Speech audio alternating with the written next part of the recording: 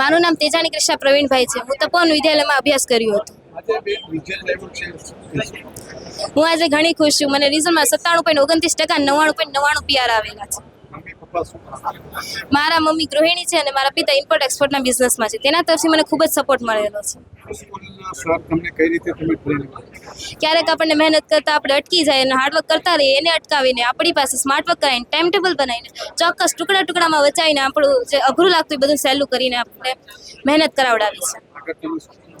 હું BA economics લઈને UPSCની તૈયારી કરવા માંગુ છું. જે મારું નામ મનસુખભાઈ ગોટી, આચાર્ય શ્રી તપોવન ગ્રુપ ઓફ સ્કૂલ. આજરોજ જાહેર થયેલા વિજ્ઞાન પ્રવાહ અને સામાન્ય પ્રવાહના પરિણામની વાત કરીએ તો આજે અમારી શાળાનું સામાન્ય પ્રવાહની અંદર 98% પરિણામ અને 63 વિદ્યાર્થીઓ A1 ગ્રેડ પ્રાપ્ત કર્યો છે અને 164 વિદ્યાર્થીઓએ A2 ગ્રેડ પ્રાપ્ત કર્યો છે.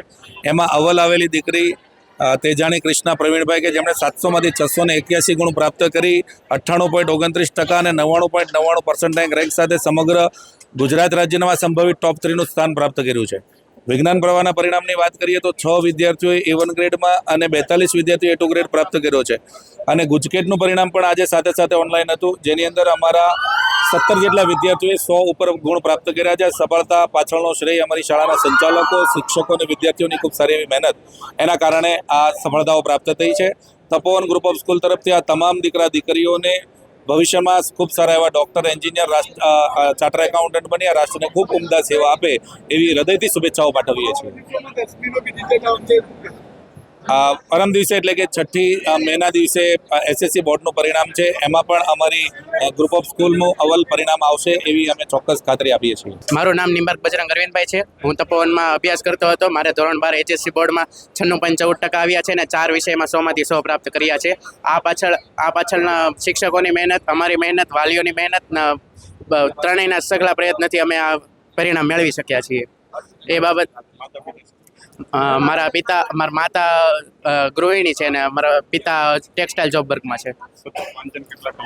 સતત વાંચન આમ તો બહુ ઘણું ન કહી શકાય, પણ પહેલેથી જ તે અમે કલાકથી 2 કલાક જેટલું વાંચતા હતા.